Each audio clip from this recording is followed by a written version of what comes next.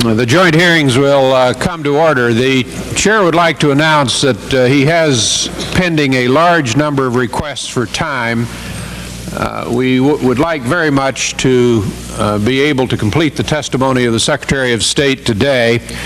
So I want to urge members to yield back time if they possibly can, and to be careful in observing the time limits that are set. The chair would appreciate that very much, and indeed it's necessary if we're going to complete the work of the business of the committee. Senator Rudman. Yes, so Mr. Chairman, I'm be pleased to yield back the balance of my time. I think that most of the questions that I wanted to ask have been asked, either by myself or others. Thank you very much, Senator Rudman. That's helpful. The senator yields back 15 minutes, and the chair recognizes the gentleman from Michigan, Mr. Broomfield, to continue questioning. Thank you, Mr. Chairman. Mr. Secretary, yesterday I forgot to include another man that served as Secretary of State. Get the mic. Yesterday, during our discussion, I failed to include one other Secretary of State that was in that group of three that had served the longest in the 20th century. And believe it or not, when I got back to the office, there were a number of people throughout the country that wanted to make sure that I understood that Gordell Hull had served between 1933 and 1944, and they wanted him included. And one man even went so far as said, "If you don't, I'll sue you." Well, I'm glad you mentioned Gordell Hull, because one of the really great things he did was to start us on the road toward more open trade. And the people, he was obviously not there after the end of World War II, but he started the reciprocal trade agreements idea. And the foundations that were laid at the end of World War II in economic matters and in security matters have stood us in good stead ever since. And people should reflect on how much we have prospered as a result of that regime. Mr. Secretary, in view of your testimony yesterday and the conflict that has gone on in recent years between you and the rest of the administration, do you feel you can continue to do an effective job as Secretary of State in the remaining year and a half of President Reagan's term? Well, first of all, I think the premise of the question is not correct. We focused here in this discussion on an area where there was a lot of dispute. But by and large, the President's foreign policy has gone forward with widespread support, I think widespread support in the Congress as well as within the administration. It's been a very strong, coherent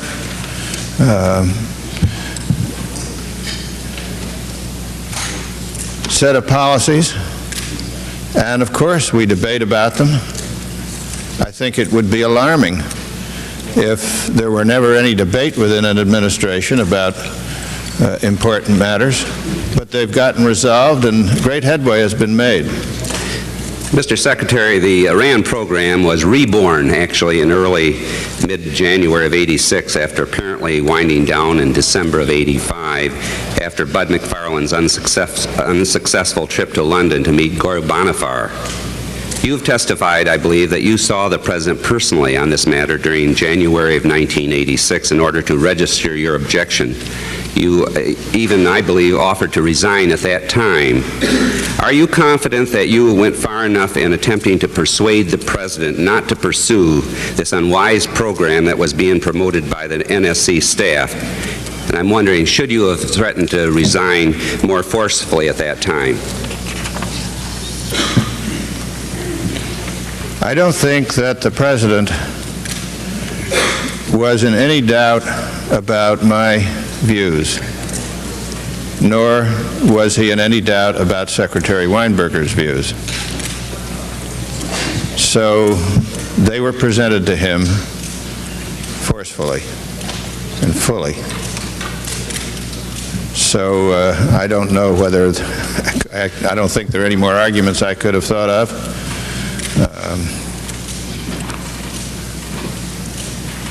You said that I resigned in January '86. I didn't threaten to resign. I don't believe in threatening to resign.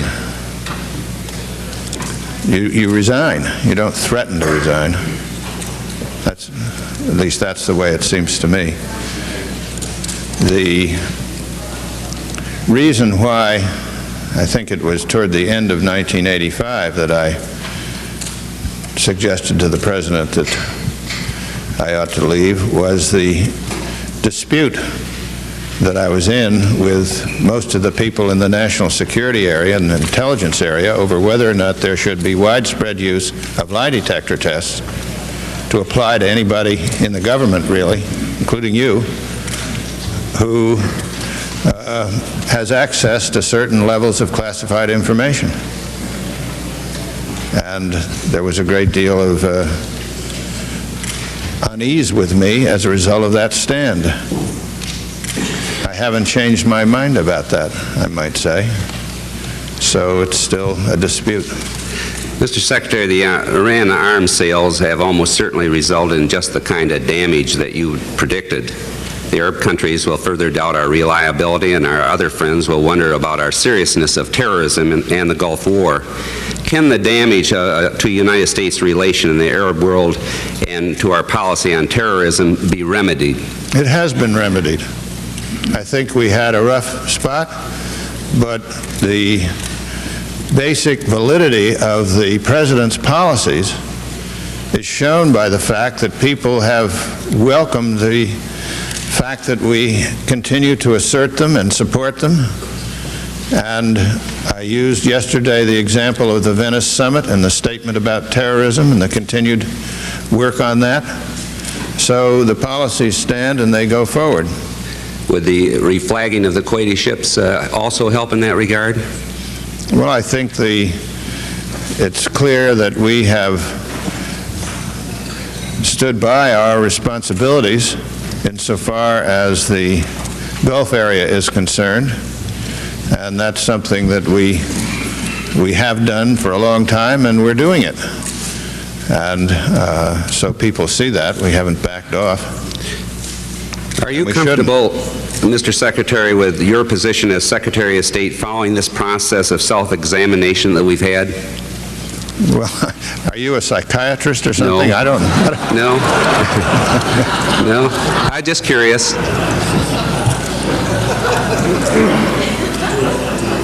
You could charge big fees for this, and I know. I said when well, you've been so honest and Stanford, candid. I just wondered if you had any information on that. Are you confident that the new staff? I said out staff? at Stanford, I've told this story. Not too long ago, they offered me a named chair. And I said I was honored and delighted, but when I get through with this job, I wouldn't be able to use a chair. Did they have a couch? And they don't have a couch.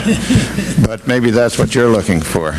Well, are you confident the new staff of the NSC will not conduct foreign policy activities without your knowledge and approval? And I think that ought to be pointed out, that President Reagan has taken steps to change the operation of the NSC following the problems we had with the Iran-Iraq war, with Frank Carlucci in there, and it's a whole new operation. I wonder if you would explain it and how you feel, and do you feel comfortable with that? Well, the President has recruited and brought into the White House in a brilliant way outstanding people. And I think the country is very lucky that Frank Carlucci, who has a real breadth of experience, is serving in the job of National Security Advisor, and General Powell, who is an extraordinary person, is his deputy, and others there. And of course, as the Chief of Staff in the White House, Howard Baker, it's a sensational team. So they're very, very good people. There are structural issues, and I mentioned them yesterday. That's separate from the people. The people are outstanding, and they are straight-up people on the top of the table. Do you think the fact that Bill Webster has been named Director of CIA will also add to a better working relationship now all around in this whole question of foreign policy. Well, he's an outstanding individual and has taken hold quickly, and at least for my perspective, does seem to agree that intelligence is one thing and policy is another thing, and they should be separated. So I'm glad to see that. Is it, am I correct in the new NSC policy there that they are not going to be involved in any covert activities anymore? Is that your understanding?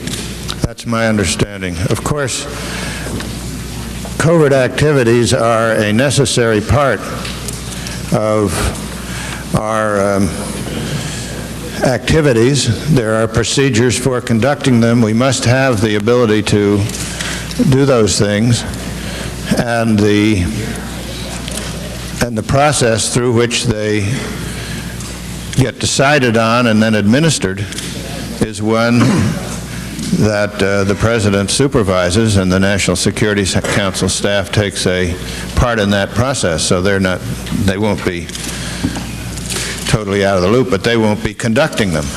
The operational end is what you're getting at. The operational end. I couldn't agree with you more. I think that was probably the main problem once they got involved in the operational and did not include the Secretary of State and Defense. We ran into serious problems in this whole problem because we didn't have the checks and balance that we should have. Isn't that correct? I believe that's correct. In early to mid-'85, certain NSC staff and the CIA analysts, they were promoting a reformulation of U.S. policy toward Iran, including even consideration of permitting arms sales by the United States and its allies. Both Bill Casey and Bud McFarlane apparently supported this shift in policy. Who do you believe was actually behind this redirection of policy back in 1985? I don't think I can usefully speculate on that. There was an intelligence estimate, and there was a draft NSDD, and I don't know to the extent to which that intelligence estimate has been declassified, so I'm hesitant to talk about it. But I do think that estimate and the draft NSDD and the way the proposal was structured in relationship to the intelligence estimate showed there an interplay between intelligence and policy that illustrates the problem I've been talking about here. Mr. Secretary, did you ever take your disagreement with Bill Casey and Bud McFarlane over this policy to the President, except that one time in January, I believe, of '86? I believe I testified yesterday that one of the reasons that I asked to be relieved of my job last August was my sense of unease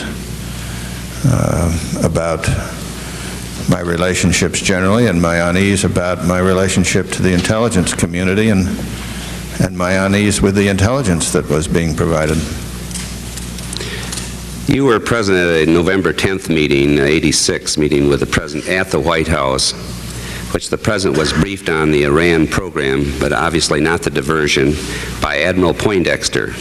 The day after the President's press conference on November 19th, you met again with the President and Don Regan. By this time, Director Casey and you had differing positions, and you did not agree with the story that the NSC and the CIA were putting out. Did you ever try to work out directly with the President the problems you were having with Director Casey? Well, this was a period of a rather intense period with fast-moving events, and I met with the President a number of times, and I think I've testified about that. I don't want to retrace all of that, but my focus was not so much on individuals as it was on substance. The substance of what you're being told, I believe, was not accurate. Do you feel the President continued to rely too much on Bill Casey as a result? Well, he was the Director of Central Intelligence, so naturally he has access more than any other individual to this immense and impressive flow of information and to the analytical capabilities that go with it. So you have to look to the Director of Central Intelligence as a principal person, without a doubt. That doesn't mean that the intelligence estimates can't be challenged, and they were. For instance, I challenged the idea that Iran had dropped off in its use of terrorism. I'm still troubled by your testimony yesterday that you've obviously been a very close friend of the President for some 20 years, I guess you indicated yesterday, that you did not have the necessary influence with him. In other words, that you were not able to get to him. And I'm just curious why you weren't able to see the President any time if you were so disturbed of what was developing on the Iran arms sales. I think I could see the President any time I wanted, and I saw the President a great deal. And I'm sure if I, as I did one Sunday morning, called him up and said, "Mr. President, I've got something here I need to see you about," and he said, "Come right over." I have absolutely no problem in access to the President. I use that access very sparingly because he's a busy person. Well, in retrospect, don't you feel that you could have been more forceful? This is the thing I think bothers a lot of us. In other words, why weren't you more forceful at an earlier date? Maybe you could have headed off some of this. Well, I don't know. You weren't present, Congressman, at the meetings in December and January with Secretary Weinberger and I expressing our views. And I'm sure you will hear Secretary Weinberger, but I thought he was very forceful. And I thought I was forceful too. We didn't just sit there and say, look, there's 5 arguments this way and 4 arguments that way and so on. We were arguing. So if your point is that the President was in some doubt about our views, your point is wrong. No, I'm more concerned about who had the most influence. Why didn't you have more influence with the President? That's probably what disturbs me the most. Apparently he was relying on Bill Casey. Well, I think the President was relying on himself. You seem to miss the point that the President is a very decisive person. And he viewed all of this, and he made a decision which he is perfectly entitled to make. I don't, as Secretary of State, I don't think just because I think something, I should get my way all the time. You can't. It's the President that gets his way, and it's up to people who are serving him, if they're serving him well, to be sure he is exposed to the points of view that can be brought to bear, and the arguments and the risks and so on. And I think that was done. Were you ever denied the ability to meet with the President when you considered it necessary? Never. And I think the President, I'm sure he respects my views and listens to them. And I think I've won a few. But I don't win all the arguments. You can't expect to win all the arguments. Do you win all the arguments in Congress? Absolutely not. I've been in the minority for 31 years. Why don't you win all the time? You know we haven't been in control of this House since 1952. Mr. Secretary, I have one other question here I'd like to ask you. Do you agree with the premise that once the Soviet Union learned from these hearings that there wasn't a smoking gun that would bring down the President, they began to get interested, and I might say real interested, in our new proposal for arms control, which was announced a few days ago? I don't have the slightest idea what the reasoning in the Kremlin was. Well, can you tell us anything about their new initiatives that apparently have been announced, that they're looking more favorably upon the recent U.S. proposal? It's not a recent U.S. proposal. It is a proposal the President made in 1981. And we've been struggling to first get people to give it credibility around here. Many people criticize the president for his zero proposal as being unrealistic, and he's been battling away for it ever since. And maybe we're about to get there. I hope so. One of the purposes of this particular panel is obviously to get all the facts. This is not a court, and we're not trying people. That's all going to be done by the independent counsel. And obviously there's been a lot of mistakes, but one of the things some of us are hoping will come from them, these particular hearings, are possible suggestions for legislative proposals that will help the conditions, that we don't get into it like we have in the past. Do you believe it would be reasonable to ask the President to notify at least the 4 leaders of Congress about serious and very important covert activities? In other words, one of the problems is this question of leaks. In other words, the administration doesn't trust Congress and Congress doesn't trust the administration. How can we start rebuilding this confidence?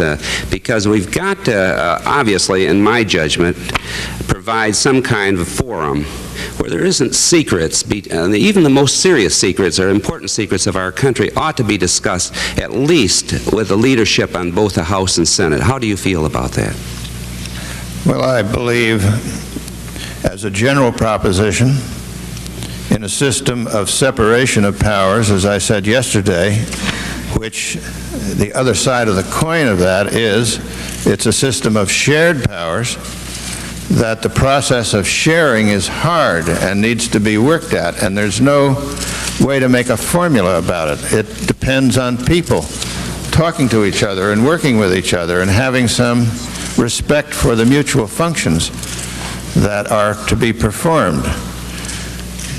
For the most part, everything is open and should be. That's our system. You're focusing on a certain class of activities that cannot be open, and everybody agrees they cannot be open. And how do we keep each other informed about that in a manner that keeps the activities secret? And it's a problem that we haven't solved yet. And partly, I imagine, there'll be some proposals that you'll make that are perhaps statutory or something of that kind, but I think it probably comes down in the end to people working together. You cannot have a system in which the President is required to notify people before he acts in all cases. It won't work. I gave an example yesterday of the President's action in ordering our Navy planes that were on a carrier in the Mediterranean to find that plane, which they were able to do, that had terrorists on it, and force it to land. And this was a very rapid set of events in which I might say that the system of intelligence, state defense, NSC staff working with the President. He happened to be traveling at the time, which made it especially difficult, but it worked very well. And the President was quick and decisive, and there was no way there could have been consultation with the Congress on something like that. But of course it happened fast, and it was over and then fully described. And I don't think anybody would have any reason to question that procedure. It worked quite well. Now, I think there are also occasions where where the President probably will feel he must reserve a right to move independently. But what kind of restrictions and time and whatnot, I think that needs to be talked out. And I understand that, although I haven't been involved in it, that there have been some very fruitful discussions between intelligence committees and the new Director of Central Intelligence. Yes. And I believe Mr. Carlucci has been involved in them, and it's going along in a constructive way. So I think I'll just leave it there. Yeah, it's my understanding the administration is addressing this by working very closely with the proper committees and the leadership of the Congress. When you became Secretary of State, you met with your security officers every day for over a year, I guess, to improve security practices. What can Congress do to improve its security practices and better assure the executive that we can also keep a secret? Well, that's for you to debate. And Yeah. I think there used to be a saying in World War II, loose lips sink ships. Remember? It's not, we should get up some current version of that. Well, thank you very much. Senator Corwin. Secretary, I want to say that the testimony that you gave yesterday, I think, was the most extraordinary that I've heard during my 15 years of service in this in Congress. And I think that all of us are aware that there is ideological struggle and personality clashes and turf battles that are about as old as the Constitution. But I think you shed some light on a level of conflict that many of us could only speculate actually existed. And I think I'd like to point out that a lot of emphasis is being placed on the need for men and women of action in public service, and indeed we need them. But we also need men and women of wisdom. So I think that you provide a rare and a real combination of those two characteristics. I'd like to ask you, first of all, whether or not the State Department has any Farsi speakers. Oh, yes. Mr. Dunbar, for example, that I mentioned, I believe was one of the hostages in Tehran, as a matter of fact, but Actually happens he's to be a from fluent Maine. Farsi speaker. Comes from Maine. Senator Mitchell advises me, so we have a Maine connection there. So we don't have to we don't have to rely upon so goes the nation. Is that? we don't have to rely upon the talents of Albert Hakim in order to carry on translation of policy on the part of the United States. It's a very bad idea for the United States to have an international meeting where we rely on somebody else's interpreter. We need to have, if we have a meeting, for example, with Mr. Gorbachev, as we did in Reykjavik, we not only had our interpreter there, but we had our note taker there who was a Russian speaker. So he heard the Russian, and then he heard the translation of the Russian, and he could compare them. So you have to be very careful. But if you're in a negotiation, to have somebody who is really a good translator, and it's a skill. It's much more than just knowing two languages.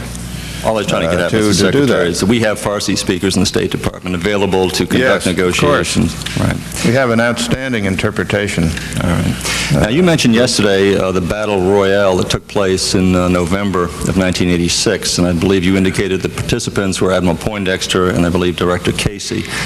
Earlier in your testimony in December of '85, you indicated you thought that Donald Reagan was really sort of on your side and that of Secretary Weinberger. I take it that following December, sometime in January '86, Mr. Reagan intended to decide with the President on the issue as to whether to go forward. Is that correct? What I testified to was that in the meeting in January, where Secretary Weinberger and I argued against this initiative, that it seemed to me all of the other people in the room, which included Mr. Reagan, had a different view. But I don't remember precisely what he said or if he said anything, but that was the impression I got. Well, let me go back to the battle royale then. In November of '86, did the people who were urging you to sing this false song to the American public about what had happened include just Admiral Poindexter and Director Casey, or were there others who were urging you to come on board or get off the ship, one or the other? Did it include Mr. Reagan, for example? Did it include the Attorney General? Did it include Secretary Weinberger? Who else was involved in that royal battle? Well, there were a lot of people outside the government who were after my scalp, which is, people are always after my scalp. There's not much left of it up here. That's been true since you've been here, though. So I'm used to that. But who was, on that day or those days when you were debating the issue of not going forward or letting the president go out on the stage and give a speech to the American people with incorrect or indeed false information, who was waging that battle against you or with you? I was in favor, right from the beginning, of full disclosure of the facts. So I wasn't opposed to the idea of a presidential speech or press conference or anything, although I think there was obviously a need for a better assessment. It was more a question of what was the content. That was the problem, as I saw it.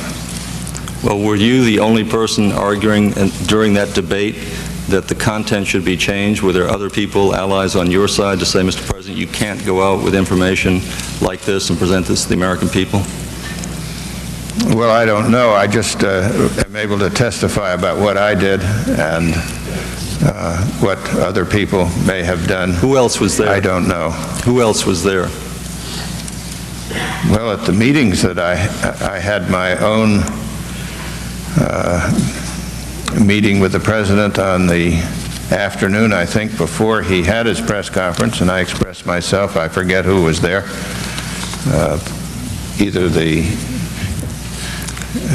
Mr. Poindexter was there, Admiral Poindexter, or his deputy, by that time was Al Keel. But somebody was always there when I met with the president, and I believe Don Regan may have been there. Don Regan was present in the family quarters when I had a lengthy meeting with the president on it. I preferred to have somebody present. Did Director Casey suggest that you resign if you couldn't support the position that we all unanimously supported the initiative, so-called? Not that I knew of. I didn't know of anybody going to the president and saying that he should fire me, other than what you read in the papers about the advice he might have been getting from people outside the government. Are you now aware that Director Casey actually wrote to the president suggesting he needed a new pitcher? Yes, I've seen that letter. A prof's note was written by Colonel North to Admiral Poindexter indicating that the colonel had called President Arias of Costa Rica threatening to cut off economic assistance in the event a press conference was held to disclose the existence of an airstrip. And Admiral Poindexter wrote back on his prof's computer system, well done, but let's keep it a secret. Is that, or you did the right thing, I think are the exact words, you did the right thing, but let's not talk about it. And do you think it's appropriate under any circumstances to have a staff member of the NSC to be calling the head of a state to engage in that kind of a threat? Certainly not. But I'm not even sure that phone call was actually made. It wasn't. The fact is it was not made. The question I raise is under any circumstances would it be warranted and should it be condoned if it had been placed? No. All right. Now, I think we all have something of a difficulty in terms of trying to analyze what happened between December 5th of 1985 and January 6th of 1986. Testimony we've heard before indicates, for example, that both you and Secretary Weinberger felt that somehow, put it graphically, the baby had been strangled in the cradle. Someone testified to that before the Intelligence Committee. And then 3 weeks later, or 3.5 weeks later, the baby is alive again. And it seems to me there is one word that keeps bringing this child back to life, and that is hostages. Now, the president apparently insists that Iranian initiative be invoked like some sort of a mantra, but the fact is it comes down, in your mind, to the bottom line, which was hostages. Because I think we've learned that the president is very passionate, he's a compassionate man, and he cared about their well-being. I think he and Director Casey either suspected or knew that Bill Buckley had been tortured to death. He met with families of the hostages shortly before Christmas. Colonel North urged that we continue working with Mr. Ghorbanifar while the hostages would die. The Israelis sent an emissary to persuade us to continue, again arguing the same message. And all of that tended to culminate in that January 6th decision. And I think you would agree with most of us, I think, in this committee, if the hostages were not the driving force of the so-called Iranian initiative, that the President probably would have told Mr. Ghorbanifar to take a steam bath in Baghdad, I assume. Is that not right? Well, no. I think that, let's leave Mr. Ghorbanifar out of it. Well, he's important. But take the hostages out. That if there were a way of having a discussion with the government of Iran that would bring about a change in their behavior and a change in the relationship between Iran and the United States, we would want to do that, and we continue to work at that. Secretary, so I think that's independent. If the hostages and were that's not, what the president had a lot of focus Mr. Secretary, on that. if the hostages were not involved, could you conceive of the President agreeing to sell arms to the Iranians in order to open up a, quote, new dialogue with the Iranians? Well, I obviously felt that such a thing was very ill-advised. And my guess is that, well, I don't know why, I can't speculate about it. I don't think it's the kind of price that we should pay. No reason to pay a price. Mr. Secretary, the Tower Commission was rather critical, or at least implicitly critical, that you and Secretary Weinberger, having voiced your very strong objections, had a further obligation to go to the President and indicate you could not support the program in good conscience. I think you've indicated yesterday that one of the reasons you, after January 6, or at least January 16 of 1986, turned away and said, you know my position, and I'm strongly opposed to it. Just keep me apprised of major policy developments. The question will arise when you knew, for example, that Mr. McFarlane was going to have a meeting in Tehran. Should there not have been some State Department participation in that venture? Well, I didn't know about Mr. McFarlane's trip to Tehran before it occurred. And had you known, would you have insisted? What I did know, however, was that in February sometime, the date is in the record, Admiral Poindexter informed me that through the process of discussion that was going on, and which I recognized was going on, it seemed that an agreement had been reached in which there would be a high-level meeting, and he put a lot of emphasis on the idea that the Iranians want a high-level meeting, somebody who clearly is close to the President and recognized as a major figure to discuss this broad relationship. And when that takes place, the hostages would be released. And I said, wonderful, congratulations if you got that worked out. But I said, I'd like to see instructions, written instructions, that, and he told me that Mr. McFarlane had been suggested picked for that mission. So as a result of that, I guess, or perhaps they were doing it anyway, some terms of reference were drawn up, written terms of reference, which I reviewed. And I felt that they were fine. And then I learned in March, middle of March sometime, Admiral Poindexter told me that it had devolved into a desire to meet on an island in the Gulf, and in the back and forth, and I had the impression from him that Mr. McFarlane had been quite reluctant by that time to get involved, that the whole thing had fallen apart and been scrubbed. Thank you, Mr. Secretary. I'd like to just offer a couple of observations. I first want to thank you for bringing the hearings back into focus. I think your testimony confirms that this is not a story about tires or security fences, and it's more than one about smoking guns or choking shredders. I think it's a story in the final analysis about power. Who has it, in what measure, and how it's to be exercised. And I think it's clear from our discussions that you believe this as well, that the Founding Fathers decided that power necessarily had to be entrusted to someone, but that no one could be trusted with power.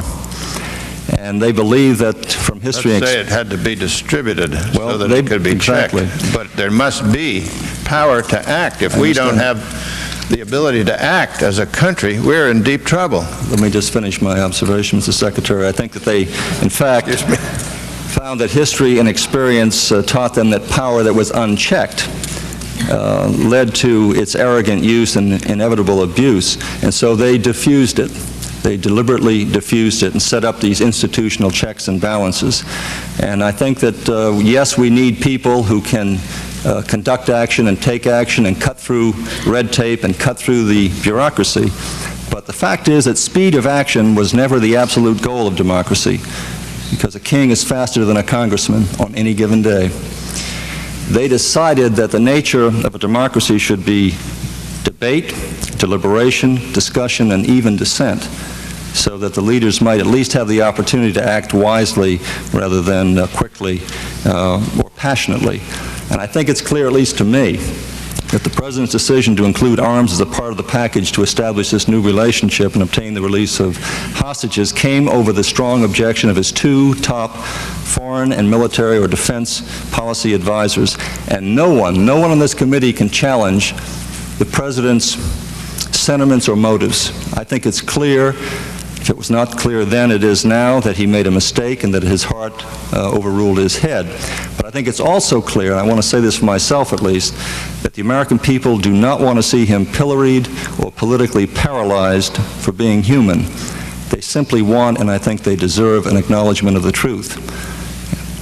Now, as you pointed out, it's one thing for a president to make a mistake. It's quite another for others to exercise the power for him.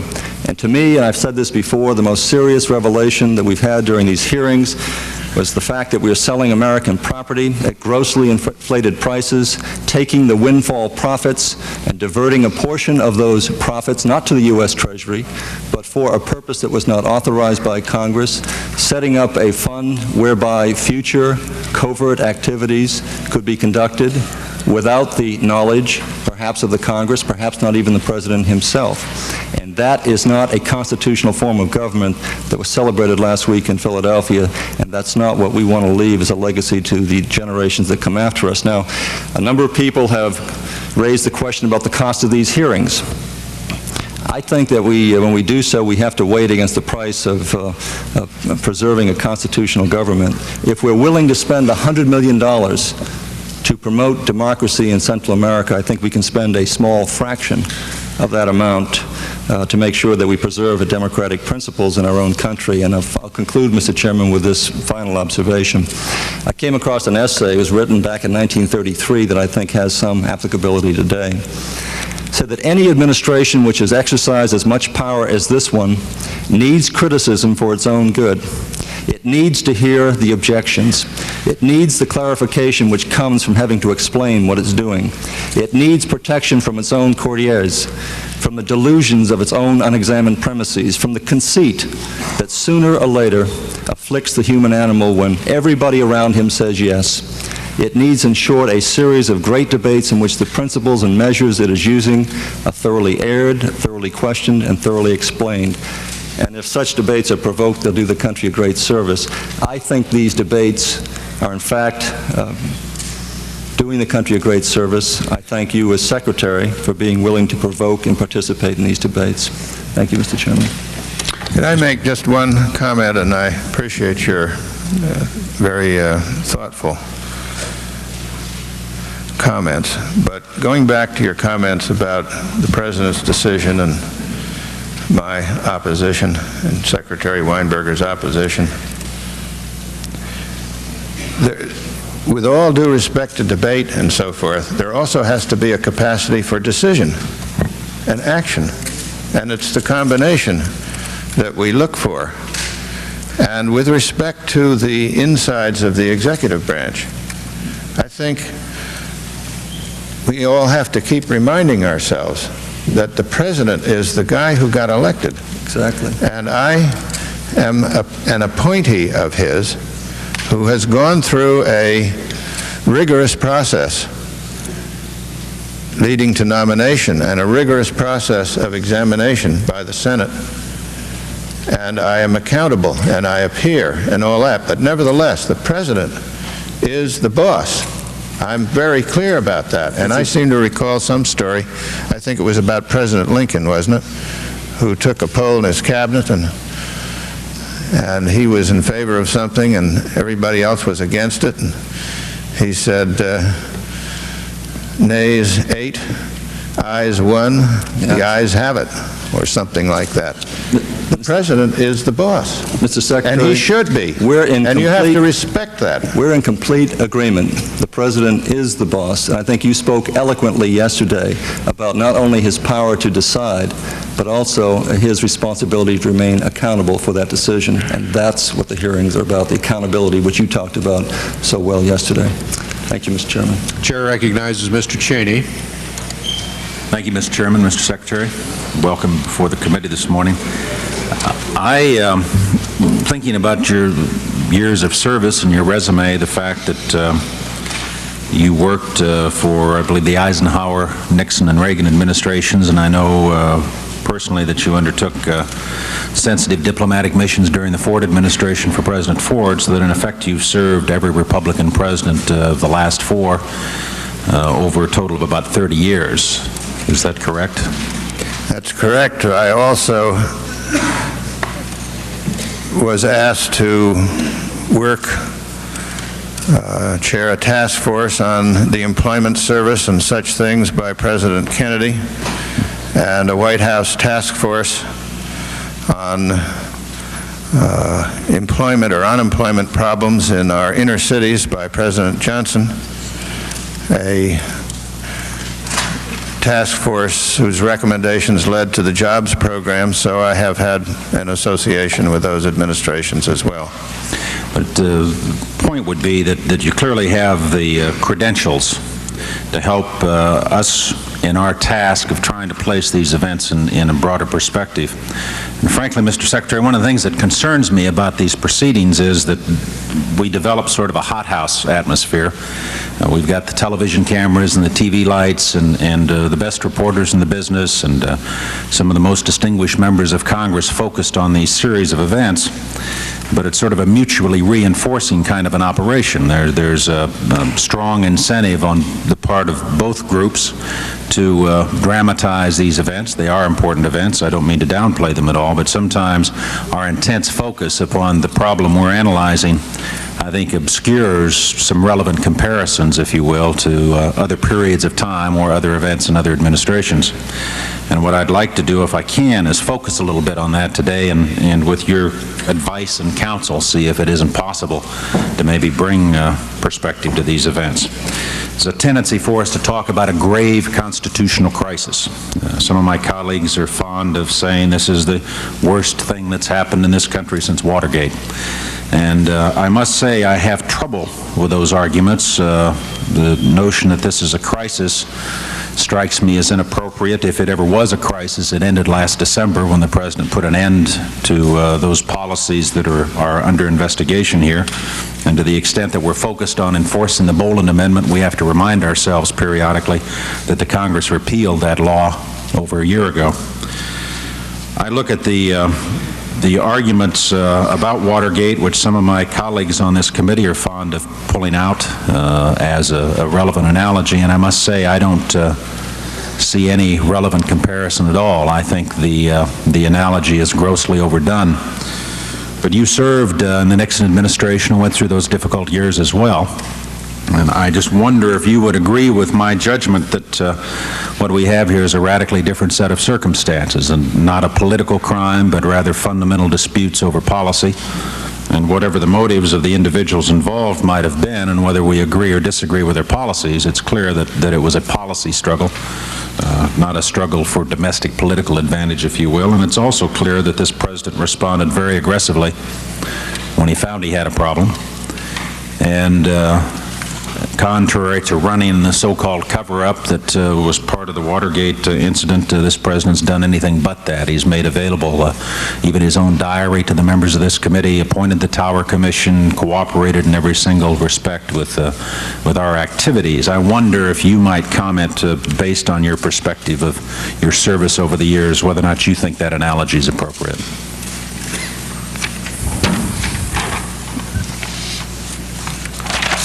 I believe that the Watergate problems were not so much about the burglary as they were about the cover-up. That was the essence of the Watergate problem. In this case, we had a set of events involving an initiative toward Iran that were undertaken, broadly speaking, given the finding that we know about, with attention to proper legality. And something happened in the course of that by way of fund diversion, which the president didn't know about. And as the events started to tumble out, and then especially when the president and the president set in motion a very quick investigation by the Attorney General as he began to sense that something was wrong very quickly. And then when he found something that was definitely wrong, he put it out immediately, and has gone in just the opposite direction of a cover-up. You have been inundated with materials, and to some extent I think some of the materials that have been put in the hands of the congressional committees it's unwise to do it. But at any rate, the president has gone all out to see that all of the facts are available. And I think it's to his everlasting credit that that was his immediate instinct. And I think, as a matter of fact, with a great deal of has been revealed by these investigations, and I personally have been astonished at some of the things that have come out, but the basic structure of what happened, the Iran initiative, the distortion, and the fund diversion, that was brought out long ago. And I think that's the essential set of facts here, and that remains what you have before you, and you've been seeking is to find out why did that happen, who knew about it, and all of that. But the basic facts were set out by the President's direction back in whenever that was, in November. And the evidence the committee has uncovered so far, and we have indeed reviewed massive amounts of evidence, basically supports the story that he has told all along. I want to move on a bit. Yesterday you were I thought, fascinating in your description of the debate and struggles within the administration over policy, and we all know that those debates and struggles are perhaps extraordinary in this case, but they occur in every administration. And obviously one of the historic, certainly a trend or a theme, if you will, that you can find in virtually any administration in recent years are disputes between the NSC staff and the State Department, or between the Secretary of State and the President's NSC advisor. Can you comment upon the proposition that this is not a new set of problems? I recall the Brzezinski-Vance battles of the Carter years, and certainly the struggles between Secretary Rogers and National Security Advisor Kissinger in the Nixon administration were legendary. Books have been written on the subject. Can you compare the kind of policy disputes you described yesterday with those other debates?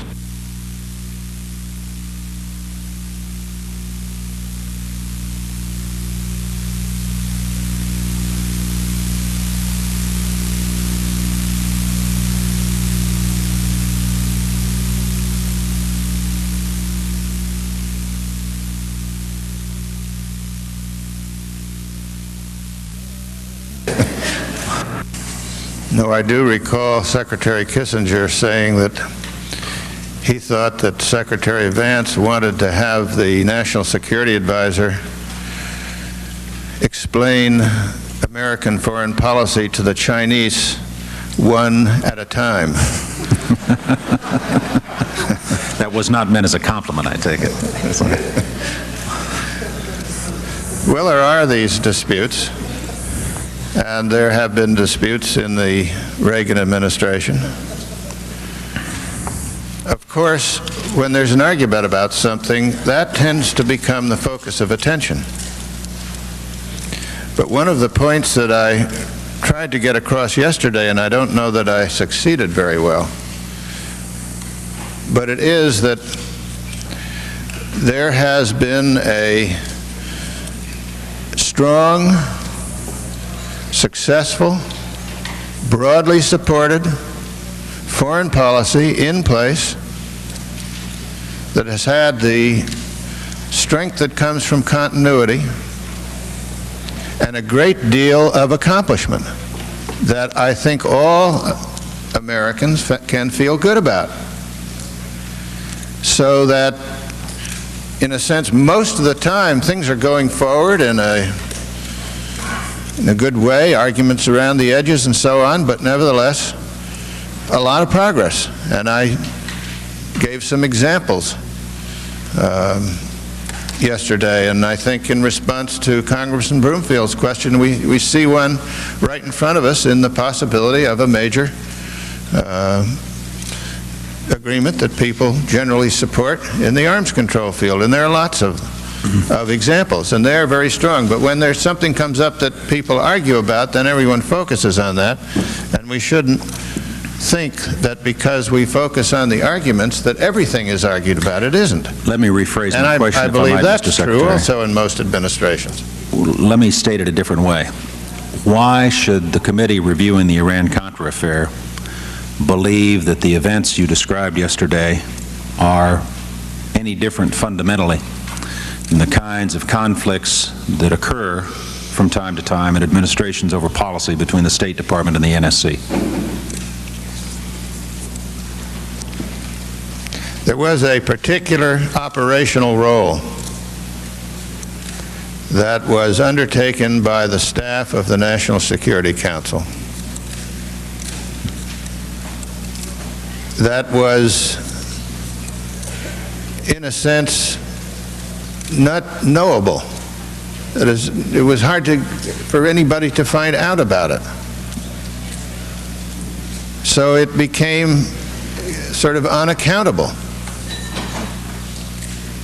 And I think what that does is it causes you to say, how do we design our procedures so that if some operation is undertaken, it is undertaken by people who are accountable in a kind of formal sense as it has been developed in our system of government. And if you have a staff group that with all the merits in the world, but it is unaccountable and can do things and nobody is able to find out about them, then you have to say to yourself, I think, and the Tower Board did say, that the National Security Council staff shouldn't be undertaking things of this kind. Now, I think it would be a mistake, however, to lay down some absolutely flat rule, because I'm sure there'll be times when it is the judgment of the President, and perhaps in concert with his other advisors, that here is an occasion when it would be very useful to have the National Security Advisor go do something or other. But it ought to be gone about in such a manner. But I think you don't want to lay down flat rules about it. But I think that's the problem. But in the course of reviewing these matters, it seems to me, as I said yesterday, there's some other things that at least loom in my mind. And one is I think, necessity. And I would be all in favor of a good flat rule on this, of separating the function of providing intelligence and analyzing what we have and so on from the functions of policy. Let's focus on that point for a minute if we want. Your testimony yesterday on Director Casey was obviously of interest to those of us who serve on the Intelligence Committee, too. Would it, again, to turn it around a little bit and to try to explain why he felt apparently so strongly about this and why he became an advocate for the program to recover the hostages, you think that was tied in any way to the fact of his concern over Mr. Buckley? I mean, here we have, it's one of the hostages, not a man who voluntarily went to Lebanon over the objections and against the advice of his government, but rather because the government sent him to serve in what has to be one of the most dangerous posts in the world, our CIA station chief in Beirut, a man who spent his career in the clandestine service of his nation. And I don't find it surprising that the agency or people in the agency and Mr. Casey would feel very strongly about the importance of trying to recover, if you will, freedom for one of our own. Absolutely. And I share completely his concern, not only about Mr. Buckley, but other Americans who are taken hostage. And we need to work in a strong, intense way to do something about our hostages. But I think we have learned from all this, I hope it has sunk in, that there are some things that are not a good idea to do.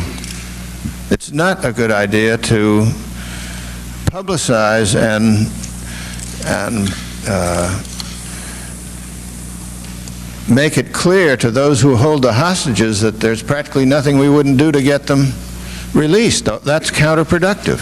I would agree. And if you pay for hostages, you just encourage taking more of them and so on. There are certain things, and I think all of this has probably usefully driven those lessons home, and everybody realizes Without concurring with the policy, I think it's clearly possible, though, to say that it's understandable why people took the position they did. And we should.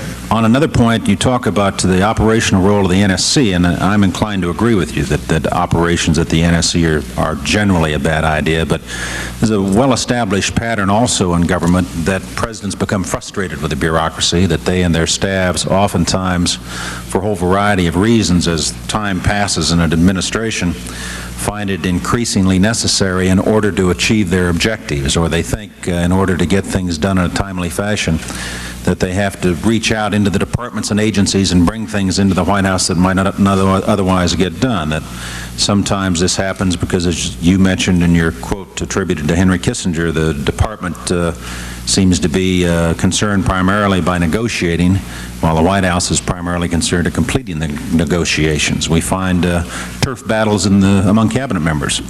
Is it possible, for example, that if you get two cabinet members at loggerheads on policy, unable to agree on major issues, that rather than continue to hammer away at trying to reach agreement within cabinet councils, that staff and the president decide they want to proceed down a different tack without involving those individuals? Well, I think if there are legitimate disputes, and I think the basic things that are debated about are legitimate. I mean, they're substantive matters of importance, and they get debated. And in such a case, it's up to the president to decide, and then people take that decision. And I believe it's also a mistake to think that the only times the president needs to make a decision is when he sees there's a dispute. It may very well be that there's something that people in the cabinet all agree on, but the president has a different idea. So he needs to see the flow of things, including the things that people may be agreeing on, and look at them himself. But he's the final arbiter in these things. I see my time has expired, Mr. Secretary, and like my colleagues, I would like to thank you for some fascinating testimony that's been very helpful to the purposes of the committee. Thank you. Senator Heflin. Mr. Secretary, let me first commend you on the relationship of your attorney and you in your presentation of your testimony. I'm accustomed to being in the courtroom, and generally it would be rare indeed for an attorney to be able to whisper into the ear of his client or witness, and during the course of examination or cross-examination. However, our rules do allow it, and I'm not critical of the fact that this has occurred. It makes it a little unusual as to whether or not the testimony comes from the witness or whether he's being a parrot. And it's one of those things. Would you like to introduce your counsel who has sat not with you, but occasionally passed you a note? But I think it has been a very refreshing thing to see the relationship with your attorney and you today. Would you like to introduce him? Yeah, I assume you're speaking about Libby Kiefer here, who is a member of Judge Saphir's legal office. And this is Judge Saphir. I should say to you that you don't have to worry if Judge Saphir has something that he thinks I should get into my mind. I'll hear from him. Well, I think it's refreshing, and there's nothing wrong, and I don't criticize them, but every now and then the way some of the attorneys have grabbed their clients, jerked on their arms, and gone into contortions to get to their ears, I think that it sort of at times looks like the interaction of the attorney and the lawyer resembles the contortions of a wrestling match on TV. But anyway, we are delighted that this relationship is here. There are some things that trouble me. One is the decision that was made relative to the visit to Iran by Mr. McFarland and Colonel North and others in May of 1986, I believe it was. And there was no question that for them to go was a courageous thing, that their life could have well been in a real serious situation, and that they've testified, as others have testified, that they took preparations to the fact that they could have taken their own lives if they could have and if it had become necessary.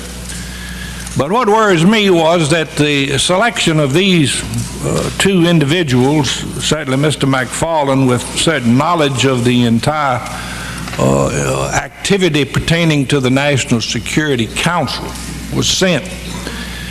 And I'm reminded also that about that time we had the experience concerning Mr. Buckley of the CIA. I just wonder what type of crisis we might have been gambling with in the event that Mr. McFarland and Mr. North would have been taken as hostages on those events at that time. Well, it would have obviously presented us with very serious problems. Well, I just... I don't know what are you getting at? Well, it is, you know, high-level officials like that, it almost presents a crisis of where you're almost required to take some very strong affirmative action. Could it have resulted in a war? Well, I don't want to speculate about it. Clearly, if Iran had detained them, we would have wanted to do something about it, but just what and so on, I don't want to speculate about. Well, since Terry Waite has been taken as a hostage, it causes me concern as to whether or not it was more of a gamble than we might have thought of at that particular time. Let me ask you... They felt that they were there, I guess. I don't know. I wasn't part of the decision to send them there, but they must have felt that they were there more or less at the invitation of the government of Iran. So that's a little different than wandering around on your own hook. Well, I hope There's some French diplomats that thought they were there at the government in a proper way. They're having their troubles. It's an erratic regime. Let me ask you now about the suggestion that was contemplated by some of the people that the dialogue between the so-called moderate elements in Iran and the groups that were dealing with them from America might have proceeded to the point of where they could have had a mini summit involving possibly the Vice President and the Speaker of the House, or the Speaker of Parliament in Iran. Are there problems with that type of approach pertaining to, from your viewpoint?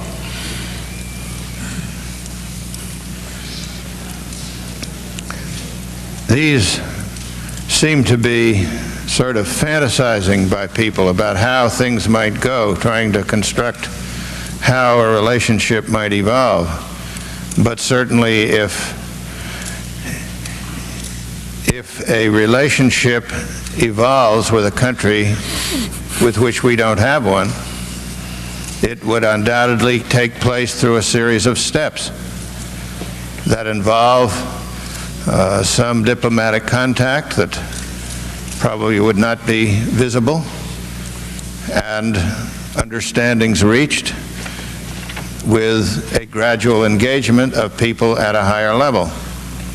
And so you tend to see that kind of an evolution. So I think that if we, when there comes the time, and I believe there will come a time, it's sort of inevitable, as I was saying yesterday, because of the strategic situation, that the U.S.-Iranian relationship will change. It will probably go through some sort of process that winds up with a high-level exchange of some sort, or meeting. Well, the process that you are speaking about normally includes the Department of State and their officials. Are the dangers of getting outside of the process of using the Department of State in the evolving of that type of process?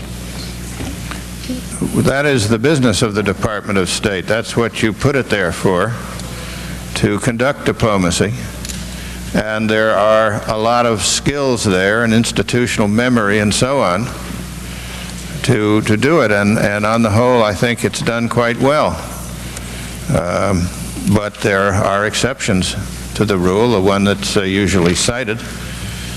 And I don't know what others can really be cited as effectively, is the opening to China in the Nixon administration, which was basically done without the participation of people in the Department of State, although people who were working in the National Security Council staff and were Foreign Service officers took a strong part in it all.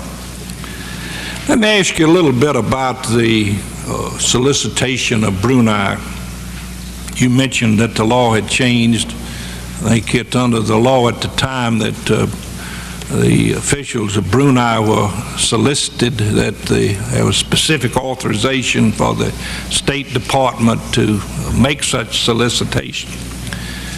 However, I'm fuzzy about the testimony that has occurred concerning the selection of the bank account that the money would be deposited in. There's been testimony to the fact that first Colonel North was requested to provide such an account. He gave the number.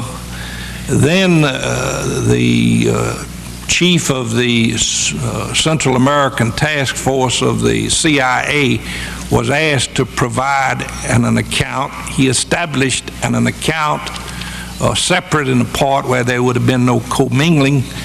Then the decision was made to go to the original North account, which had transposed numbers and caused some confusion. Relative to this, was any discussion with you and Assistant Secretary Abrams pertaining to what bank account would be selected? There was discussion. I was involved in a little of it, but it was more between Assistant Secretary Abrams and some others. But basically, the account number that we got, that Mr. Abrams got from Colonel North, was described to us, or described to Mr. Abrams, as an account that, so to speak, belonged to the Nicaraguan Democratic Resistance, the Freedom Fighters. It was their account. And that's the one that I knew about when I went on a trip that included a stop in Brunei, but I didn't use it or make any solicitation on that occasion, but that number was in our possession at that time. I believe that later the CIA account number was provided. That was a CIA account. And so in the discussion that ensued, and I was not a part of it, but they discussed this question of which account to use, it was thought that if the money went from Brunei into an account controlled by an agency of the U.S. government, then it becomes the government's money, so to speak. And what we were authorized to do was to solicit third countries to contribute to the cause of the democratic resistance. And so we thought, well, it's better then to have Brunei make the deposit into an account that's controlled by the democratic resistance. And that was the line of reasoning that the people involved went through, and I think it was a good line of reasoning. Well, in your investigations and discussions with people concerning this, have you uncovered any evidence that there was any direction given to the Hakeem Secord Enterprises that $3 million out of that $10 million would be used for arms purchases, and that the other $7 million would be reserved for some decision to be made at a later date as to its disposition? The only information on their plans that I have is what I saw, and I happened to be watching the hearings when I guess Mr. Hakeem or somebody testified along the lines that you suggest. Now, let me ask you about the evaluation during the discussions concerning the... I might say that what that shows, among other things, is that the representation to us that this was an account controlled by the democratic resistance was not correct. That was bum dope. Well, that appears to be an accurate description. Let me ask you about the evaluation in the discussion of when they were going through the presidential findings pertaining to our direct sale of arms to Iran through the enterprise. At that time, was there any evaluation of the effect of 4,000 toes upon the Iran-Iraqi war that you heard any discussion about? Well, Senator, I didn't know about the sales and so on as they occurred, and I wasn't part of such a discussion. I don't know whether there was or not, and I think you should ask that question to those who were involved. Well, I thought that you made your arguments against the presidential finding in that period where they were discussing whether or not there would be a direct involvement, and that you were participating in the consideration of that, and you voiced your opposition. Yes, when we were arguing the merits and demerits of proceeding, there were a number of arguments used. And one of them was that our posture, insofar as the Iran-Iraq war was concerned, that we didn't sell arms to either side, that is our posture today, and that we wanted to see the war come to an end with no victor or vanquished, and with the territorial integrity of each side intact. And it was clear from what happened, for example, in response to some previous UN resolutions, that it was Iran that was the intransigent party at the time. And so we had a policy called Operation Staunch of obviously not selling arms ourselves, but also trying to persuade others not to sell arms to Iran on the, I think, reasonable theory that if they were denied arms, they would have a hard time keeping the war going, or if you were effective in Operation Staunch, you would make it at least more difficult and more expensive for them to get arms, and that would be an inhibiting force. And if you then sold arms in the face of that, you create all kinds of difficulties for yourself. You make a possible change in the balance in the war, but if we breached our own discipline, then what would happen? Would that open the floodgates for other people who said, you've been telling us not to sell arms, and we've agreed with you. Now we see you are selling arms, so we're going to go ahead. So it wasn't just our sales, but the potential impact on others that we had to consider, and all of this was pointed up. Well, was a voice of the actual military aspect of the evaluation of 4,000 tolls upon the Iran-Iraqi war at those discussions? Did you hear any evaluation of the military impact? Well, it wasn't, no, the discussion wasn't that, didn't get to that level. The discussion, the argument was more on a general plane rather than if we're going to do it, what kind of weapons and what would their impact be, at least as far as I am concerned. Thank you, sir. Our time's up. Mr. Fasell. Thank you, Mr. Chairman. Mr. Secretary, we left off yesterday. We were on a road to some philosophical discussion, but my time is kind of limited, so I think I'll just offer a few. It seems that territorial imperative and ego and zeal are all part of the necessary adjuncts of mankind. That the only time that they cause any problem is when they substitute for intelligence and common sense.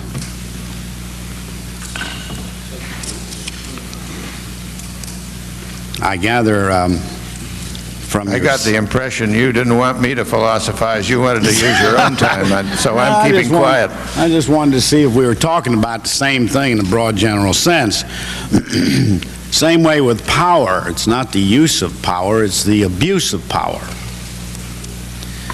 And our founding fathers decided that when they set up this system of government, they were concerned about the use and abuse of power. And therefore they created the institution in which room we now sit, called the Congress of the United States. You and I have discussed this many times. The last time, I believe, was before the Bar Association. And I hope that my impression has changed, Mr. Secretary, that you don't consider Congress an obstacle in the path of the exercise of power by the executive, that we have some co-equal function. Sometimes it's tempting. Having gone from the broad general philosophy of government, now I want to put the microscope down on what some people have considered minutia, but the minutia is important in the context of this overall investigation because it demonstrates the totality of the determination of running this operation. So I want to talk to you about the Office of Latin American Public Diplomacy, otherwise known as LPD.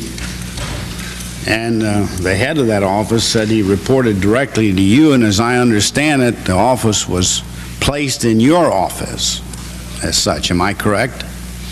That office was created as a result of a discussion in the executive branch about the importance of letting the American people know what was going on in Central America and the Caribbean. It was part of public diplomacy in that sense. And that's one of the functions that we are supposed to undertake in the Department of State and in government generally. That's our political process, is a process of education and so on. Now that's what that office was supposed to do, and it was created for that purpose. And its job was that a direct responsibility handed to you by the President, or that arise out of a discussion in the National Security Council? It arose out of a discussion and just what the President's interaction with it, precisely I don't know, but the President was very much in favor of trying to tell the story as effectively as possible, and he was a major participant in doing so, and continues to be. And part of that effort also was to lobby the Congress to make sure we voted correctly. I mean, there's nothing abnormal or wrong about that. I mean, that's a normal kind of an operation. Well, there has to be in the public diplomacy efforts in the Department of State a line drawn between trying to talking to people about our foreign policy and the problems and opportunities and so forth on the one hand, and using appropriated funds to lobby the Congress on the other. But the President has often said, as far as his own role is concerned, that if the Congress doesn't see the light, he'll try to get them to feel the heat by appealing to the American people on behalf of his policies. And I think that's a perfectly legitimate thing to do, an important thing to do, and every president does it. Absolutely. And should do it. Now, what was your understanding of the NSC's role in this Central American public diplomacy effort? What were they doing in it? The effort was something that involved various departments, so there needed to be coordination. And this unit was created to be a unit that involved itself in studying the materials and getting up materials and in getting speakers around and so forth. And it was coordinated in an interagency group setting, and I think the chairman of the coordinating group was a member of the NSC staff, if I'm not mistaken. Walter Raymond. This organization or effort, did you really want that in your office? Well, when you say my office, the State Department classifies offices by letters. Judge Saphir is in charge of L, and the Secretary's office is called S. And in S, there are a lot of things that I work directly with, but it's also a place where, in a sense, miscellaneous things get put. I'll give you an example. Our mission to the Vienna CSCE conference is located in S. And Ambassador Warren Zimmerman is therefore there, and in an organizational sense, you might say he reports directly to me, and he does, and I am, of course, very interested in that subject, as you are. But the real supervision of that effort is done by Roz Ridgway and her group in the European Bureau. That's where the thing is mostly concerned, and that's where the day-to-day operational aspects are. So something may be located in S. There's some 450 people in S and quite a variety of functions.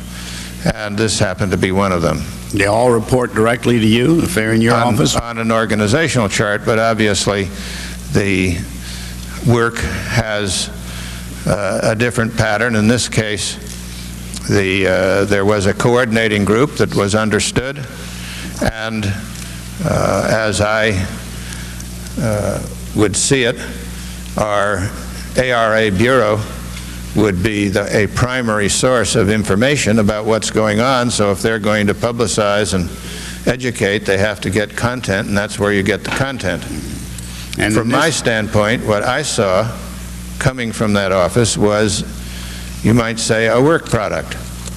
And the work product was various publications that I saw and information about scheduled appearances and things of that kind that all seemed to me to be quite good. As a matter of fact, of course, that office reported directly to the NSC, or at least was coordinated by the NSC. Did you know that? Well, there is I've learned more as a result of your probing than I knew at the time, but there was a coordinating group, and that was set out. And as I said earlier, the chairman of that group was a member of the NSC staff. Well, now, isn't it a fact that the Office of Public Diplomacy for Latin America and Central America was separate and apart from the Office of Public Diplomacy? Two Yes. separate institutions. Now, did you consider that, in this case, that there was an unnecessary duplication? It's been somewhat troubling me to look at the various places where things get done. In the Undersecretary's office, there's also a public diplomacy unit that emerged following the President's speech in London on the freedom theme. And a number of things have grouped around there, and there has been a group working, and that's been separate. So in trying to work at the organization of things, there is now an effort underway by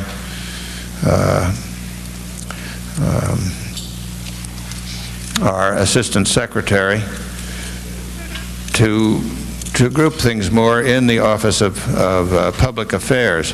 Nevertheless, I think there was felt a need to do something special. And that seemed like a sensible thing under the circumstances, and I think it was on the whole a pretty good operation. Well, now, you said that what you saw was a work product, so you couldn't manage everything that these people did. As a matter of fact, Ambassador Reich and his deputy, Jonathan Miller, had very, very frequent contact with Colonel North. Were you informed of what they were doing at all? Do you have any idea? I couldn't supervise their day-to-day activities, of course, but I think in the context of a government effort of which they were a part, coordinated in the manner that you and I agreed, you would expect them to interact with people in the NSC staff. Nothing unusual about that. No, it's not. Except looking at the material and the evidence that we have, it looks like that actually the whole thing was being run by North out of NSC. That's the only point. Were you aware that LPD had contracted for the services of International Business Communications, that is Frank Gomez and Rich Miller, and or the principals or the subsidiaries for 7 contracts amounting to $441,000 more or less? I was not aware of that at the time, but Mr. Chairman, as this subject has come up, your committee has had an investigation going, and with which we have, I believe, been fully cooperative. And as when questions arose, on the advice of my legal advisor, I asked our own Inspector General to look into the matter, and he has made me a report on it. And I have that report now. It's just come in, and I'm glad to make that available to you if you'd like to have it, or maybe you already have it. Yes, Mr. Secretary, there's a report there, but, you know, You have cooperated, but I must tell you, that, as I've told you before, it's been like pulling teeth to get this information. Now, we started with press reports back in January or February. We're now in July, and the Inspector General has rendered his report. We got our last copy of the requested contract about a month ago. And it's taken us 5 months to get something we could have gotten in 5 minutes, you know. But I raise that only because it's important in this relationship with Congress not to lose sight of the fact that we have a responsibility. We're trying to provide the money to operate. We've got enough money as it is, you know, and the question that arises is why we're closing down consulates all over the world, because we don't have the money to operate. In our zeal to get this information across to the American people and the Congress of the United States, which is okay. I mean, it's a very important subject. But nevertheless, under the circumstances that exist of turning to private contractors to perform the service when all of that capability exists in-house is a very questionable matter. Well, Mr. Chairman, I think if I can describe this as I now understand it. When the office was first created, it suddenly had responsibilities and things to do expected of it. And it was just getting started. It didn't have any way of doing these things, and so it contracted out to get them done, some of them. And leaving aside the question of contracting procedures for the moment, that was a perfectly sensible thing to do. And that was done. Yeah, except that now, as time went on and their capabilities built up, I think, as the Inspector General says, it was too slow to terminate that contracting out process. And also in the process, the Inspector General has informed me in that report, some material was classified that shouldn't have been classified. Well, it was one of the contractors. And there was a very poor procurement process involved. So he has reported on that, and I think that it is an investigation from which we can learn something about our procurement procedures. We don't procure a lot of stuff in the Department of State, and it wasn't done well. Mr. Secretary, that disturbed us too, because what happened was it was sole source contracting, and one of the contracts was classified secret, and there was absolutely no reason in the world to classify that secret. Now that raises... Well, I agree with that criticism, and the Inspector General does, and I acknowledge that. Well, the reason it was raised, however, is because of everything else that was going around this contract. In other words, here you had Spitz Channel as a private fundraising organization as part of this effort to educate and lobby the Congress, getting private funds and raising a lot of funds, and funds being used to advertise against members of Congress and to do whatever else you do in a public education program. But a lot of that money went right into IBC. It was funneled through them at the same time they were getting a State Department contract. That's the real question mark that is raised. And I'm not saying that anything was done that was illegal, but the money was commingled. They're performing services for the government under somewhat questionable circumstances on one side, and tying it in with privately raised money on the other side, used for perfectly legitimate purposes, try to get Congress to feel the heat. But part of that money also then winds up in offshore bank accounts in the Cayman Islands, and part of it winds up in lake resources. So this whole tie-in begins to look like something that needs stronger consideration.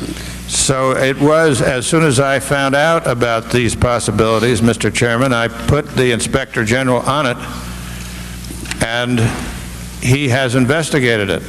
And he's made quite a few critical comments about the process from which we can learn. One of the things that he concludes in that report is that there's no evidence that the money contracted for with respect to the contract with the State Department was used in the manner that you describe. Well, I didn't say it was- recognizing that there is a fungibility of funds. But at any rate, the accounting and so forth was done in such a way that at least the Inspector Well, General I'm glad the concluded. Inspector General could do that. All the point I was making is the money is fungible and it became very questionable, that's all. And as a matter of fact, 3 of the individuals who were involved in all of this, and properly so, I certainly can't complain about it, but it's just interesting to note that 2 of them became ambassadors. One went over into the White House and quit when he found out, when it was determined that he was cashing checks for Ollie North, along with Rob Owens. Before he did that, he conducted guerrilla warfare against me. I agree with you. I understand that, and he wound up in the White House interfering with your travel plans. It's a minor. I'm sorry I brought it up because it got too much attention. It's just an example. Well, now, we were told that the director of this operation had a secure telephone in his office, and he was in constant contact with Colonel North. Can you imagine why in that particular office of public diplomacy you had to have a secure telephone? I don't know the ins and outs of how that arrived, but secure phones are common, particularly, and no doubt an office like that would come into possession of classified information and would need some capacity to talk about it on the telephone. We all have secure phones. Well, when we first... And we ought to discipline ourselves to use them more. Even between officials in the executive branch? Absolutely. You don't want to, that's the whole purpose of the secure phone, is so that you don't get overheard.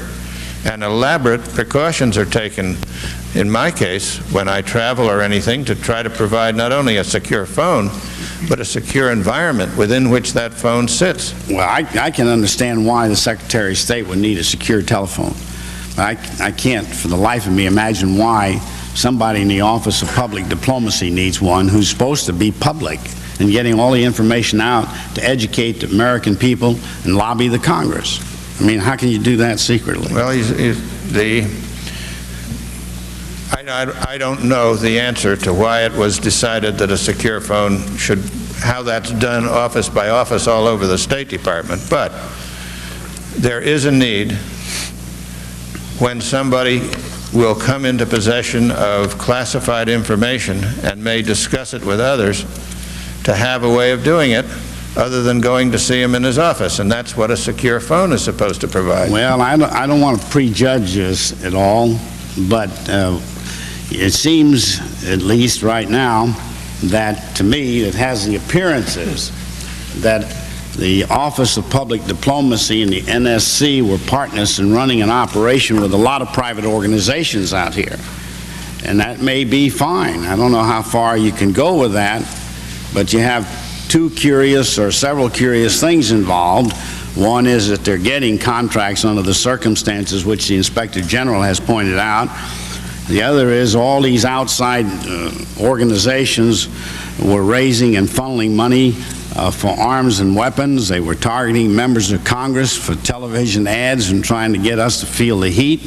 They were organizing briefings and meetings all over the country, again, legitimate, all in coordination, however. This was in other Briefings words, all all around I'm the saying country is are this legitimate. appears... Targeting members of Congress is not a legitimate function. Well, it is for private organizations. But not for a publicly funded operation. And that's where an effort was made to draw a line. Whether it was successfully done or not, I asked the Inspector General to look into, and he has, and you have his report. Oh, I understand that, Mr. Secretary, and I appreciate the fact that you turned your Inspector General on it, and we're glad to have it, and I hope the matter has been resolved, and ultimately that every dollar that was spent will have been properly disposed of. But the appearance still remains, at least to this member, that what we had here was a totally controlled, massive effort to go with the Iran arms sale, Contra diversion fund operation, managed out of the White House, and with or without your knowledge and consent, using an office in your department as part of that effort. That's all. Well, that is a idea that you have and worry about. I can understand that. And as I have discovered this potential problem, I had it investigated. And I didn't realize the report had been distributed. Well, I wouldn't. But at any rate, I'm glad it has and that you've got it. Maybe it was leaked to you. Well, however you've got it, I'm glad you've got it. No, and I hope you find it useful. Mr. Secretary, it's only because I've always just about have been persona non grata with your department in an effort to get the information dealing with this very small, little amount of money, $440-some thousand bucks. But it simply points out, once again, one is the totality of the control over this operation. The other, it raises the question again about the relationship of Congress. This, one of the important factors raised in these entire hearings having to do with why the hearings were even held is because of the relationship that is necessary between the Congress and the executive branch of government. And we cannot keep fostering this idea that Congress is some kind of an unnecessary branch of government that should simply rubber stamp everything that the executive does. You've never gotten such an idea from me in 10.5 years as a member of the cabinet. No, that's true, Mr. Secretary. Although sometimes you do things that I think are wrong. No, I But just got the that's impression. life. We argue about it. I just got the impression from time to time that you just felt that Congress was an unnecessary pimple on the path of progress. Well, those are your words, Mr. Chairman, not mine. Mr. Chairman, thank you. I'll reserve the balance of my time. We'll take a recess now for 10 minutes.